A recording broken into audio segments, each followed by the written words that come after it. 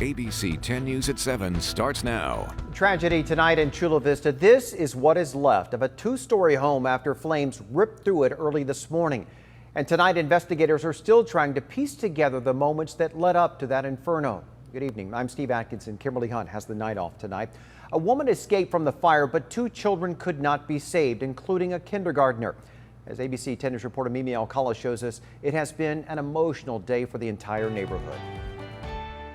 Fire investigators have been on the scene throughout the day trying to figure out what caused this fire to start. The house behind me is destroyed, and sadly, those two little boys did not make it out alive. Friends and neighbors have been coming here, leaving flowers, balloons, and candles throughout the day. And I do want to warn our viewers that some of the footage and details in this story are graphic. It was terrible, just absolutely terrible. Never seen anything like it before. After midnight, neighbors Joan and Roland Fiedler woke up to the sounds of screams in a house at the end of their cul-de-sac on Coralwood Court in Chula Vista in flames. There was flames on the top of the house. The fire just went from like underneath and just went right up out the windows. It was like unbelievable. You know, the swirling, the roaring sound. Chula Vista firefighters arrived to the house in about 5 minutes after 911 calls, but this was the scene. Sadly, two boys did not make it out of the home alive. Their father, seen here with injuries, was taken to UCSD's burn center. I guess he went in to help and they got burned. Fire officials say a woman in the home made it out without any injuries. Neighbors and her mother tell me she was the girlfriend of the father and also renting him a space in the house. Investigators were on scene throughout the day trying to determine the cause of the fire and where it started. The children's names have not been released, but La Mesa Spring Valley Schools superintendent released a statement saying in part, "Today we learned that one of the children who died in a Chula Vista house fire early Thursday morning was a kindergarten student at Avondale Elementary School in Spring Valley. We are all deeply saddened by this heartbreaking news. This is a truly devastating time and a terrible loss for our Avondale school community." Mimi Alcala, ABC 10 News. Truly heartbreaking. Counselors will be available at the school to help students dealing with this loss. The school is asking parents to encourage their kids to speak with a counselor or a trusted adult. Turning now to coronavirus, vaccine demand is no longer an issue for San Diego County. More than 3 million doses have been administered so far, with plenty of vaccine supply still available. County officials say that they are now focusing on making vaccines even more accessible.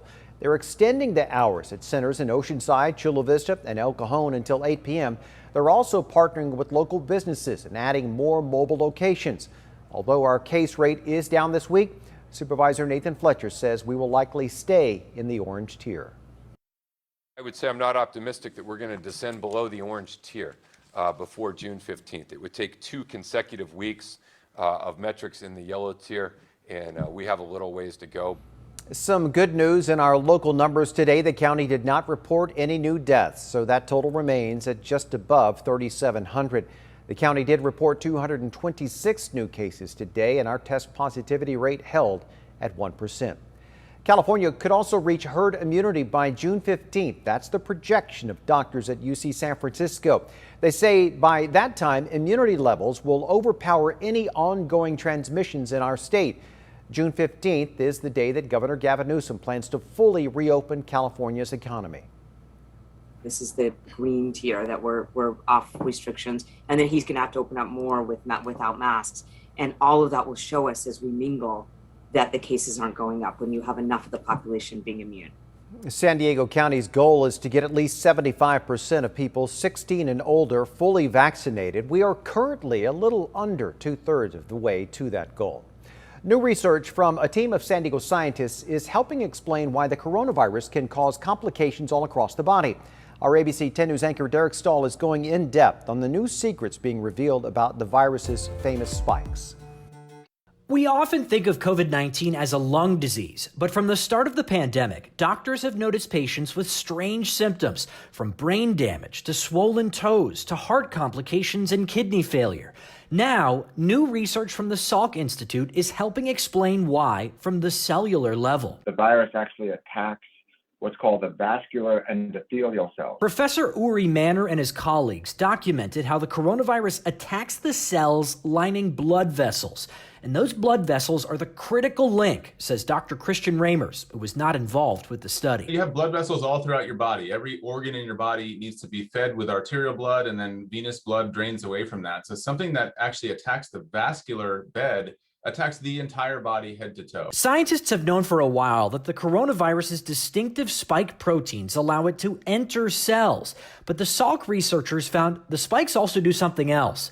They discovered it by building a kind of artificial virus. We created what's called a pseudovirus, which is basically something that looks like a virus in that it has a surface with the proteins on the surface. The approach let them figure out the impact of just the spikes alone. And they realized the spikes don't just unlock cells, they also damage them. The take home from this research, I think, confirms what clinicians have been seeing throughout the pandemic, which is that this is not your ordinary respiratory virus. One way to think about it is that this virus is just coated in kryptonite. The researchers showed that when the spikes attach to a part of the cell, it eventually leads to damage in the cell's power source, called mitochondria. They're a major signaling hub of the cell that's involved in inflammation and aging and telling the cells when to die and when to live. Professor Manor says mitochondria damage can lead to a lot of long-term effects, and he wonders if that damage could be contributing to long-haul COVID.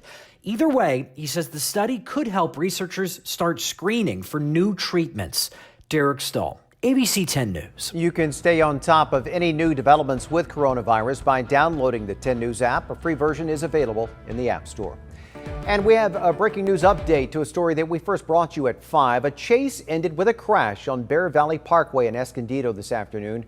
We're told the driver of a box truck there sideswiped a car and refused to pull over. The driver eventually crashed into a power pole and rolled over, knocking down the power pole in the process. Electricity is obviously out in the area right now. No exact word on the condition of the driver, but we are being told this is a major injury crash. And new at 7, we have now learned the name of that woman found dead in a Little Italy trash can. 41-year-old Candace Morgan was discovered in a trash receptacle on State Street near Hawthorne Tuesday. Detectives are still looking for anyone with information on how she died. Morgan was homeless. You're asked to call San Diego Police if you know anything. 5 days and counting, Scripps Health is still dealing with that far-reaching effect of the cyber security attack. Our ABC 10 News anchor Lindsay Pena spoke to one patient frustrated and struggling to get care. Mendy Zugschmidt normally goes to Scripps for her care. She's struggled with health issues, including autoimmune diseases and type 1 diabetes for years. But the recent cyber attack has left her feeling helpless. I'm at their beck and call of just waiting for a referral. That's all I'm waiting for a referral to go get a biopsy done on my intestines. She says she was told to seek care somewhere else, but can't even get her records. She said, we have absolutely no way of doing it. I cannot pull up any paperwork. In the days since a network outage was first detected Saturday, Scripps has only said it was malware that caused the cybersecurity issue. As a result, a large portion of its network remains offline, which has led to appointments being canceled and treatments being delayed. My main concern is just getting in before something major happens. I mean, for all I know, I could have cancer in my stomach.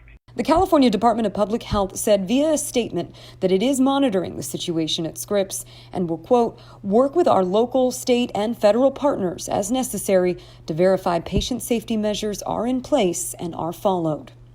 At this point, there's no definite date for when the system could be back online, but Scripps says it's working with technical teams around the clock.